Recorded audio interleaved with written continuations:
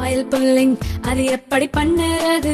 காலையில் எழுந்ததும் எதுவும் சாப்பிடாமல் இதயம் வளர்த்து வாயில ஊத்தி நல்லா கொப்பளிக்கணும்.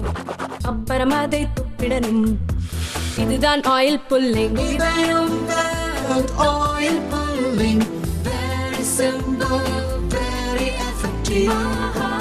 உத்தரப்பிரதேசத்தில் உள்ள பிரயாக்ராஜ் நகரில் கடந்த மாதம் 13ஆம் தேதி மகா கும்பமேளா துவங்கியது.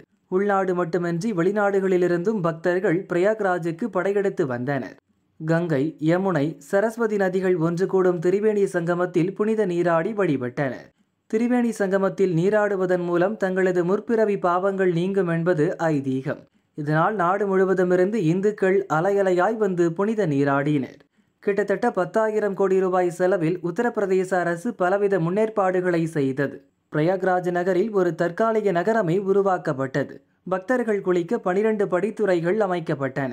பக்தர்கள் வசதிக்காக 1,50,000 கழிவறைகள் உருவாக்கப்பட்டன. தற்காலிக நகரில் 11 மருத்துவமனைகள் செயல்பட்டன. ஒரே நேரத்தில் 30,000 பேர் உணவு கூடத்தில் அமர்ந்து சாப்பிடவும் 10 லட்சம் பேர் தங்கவும் வசதிகள் செய்யப்பட்டன. ஒரே நேரத்தில் 5 லட்சம் வாகனங்களை நிறுத்த பார்க்கிங் வசதிகள் செய்யப்பட்டிருந்தது. 45 நாட்களாக நடந்த மகா கும்பமேளா இன்று நிறைவடைந்தது. கடைசி நாள் என்பதால் அதிகாலை முதலே திரிவேணி சங்கமத்துக்கு பக்தர்கள் அலையலையாக வந்து புனித நீராடினர். 1.5 மாதம் நடந்த மகா கும்பமேளாவில் 68 கோடி பக்தர்கள் புனித நீராடி உள்ளதாக உத்தரப்பிரதேச அரசு கூறியது. ஆரம்பத்தில் 40 கோடி பக்தர்கள் வருவார்கள் என எதிர்பார்க்கப்பட்ட நிலையில் 68 கோடி பேர் புனித நீராடி இருப்பது குறிப்பிடத்தக்கது. கடந்த 29ஆம் தேதி மௌனி அமாவாசை தினத்தன்று மட்டும் 10 கோடி பக்தர்கள் புனித நீராடினர்.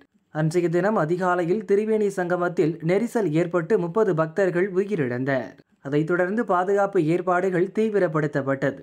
இந்த ஆண்டு கும்பமேளாவில் ஜனாதிபதி திரௌபதி முர்மு, பிரதமர் நரேந்திர மோடி, பூட்டான் மன்னர் ஜிக்மே கேசர் நாம்கியல் வாங்சுக், தொழிலதிபர்கள் முகேஷ் அம்பானி, கௌதம் அதானி, பல மாநில முதல்வர்கள், மத்திய மாநில அமைச்சர்கள், நீதிபதிகள், நடிகர்கள், விளையாட்டு வீரர்கள் என பல துறையினரும் பங்கேற்றனர். சாதுக்கள், துறவிகள், மடாதிபதிகள் உடல் முழுவதும் திருநீறு பூசிக்கொண்டு மண்டை ஓடு, சூலாயுதம், வாள் சகிதமாக வந்த திரளான அகோரிகளும் திரிவேணி சங்கமத்தில் புனித நீராடினர். கடந்த 9ஆம் தேதி பிரயாக் நகரை சுற்றி மிகப்பெரிய அளவுக்கு டிராஃபிக் ஜாம் ஏற்பட்டது. பிரயாக்ராஜ் நகரிலிருந்து வாரணாசி, ஜான்பூர், மிர்சாபூர், கௌசாம்பி, பிரதாப்கர், ரேவா, கான்பூர் உள்ளிட்ட நகரங்களுக்கு செல்லும் சாலைகளில் டிராஃபிக் ஜாம் ஏற்பட்டு 300 கிலோமீட்டர் தூரத்துக்கு வாகனங்கள் வரிசையாக நின்றது குறிப்பிடத்தக்கது.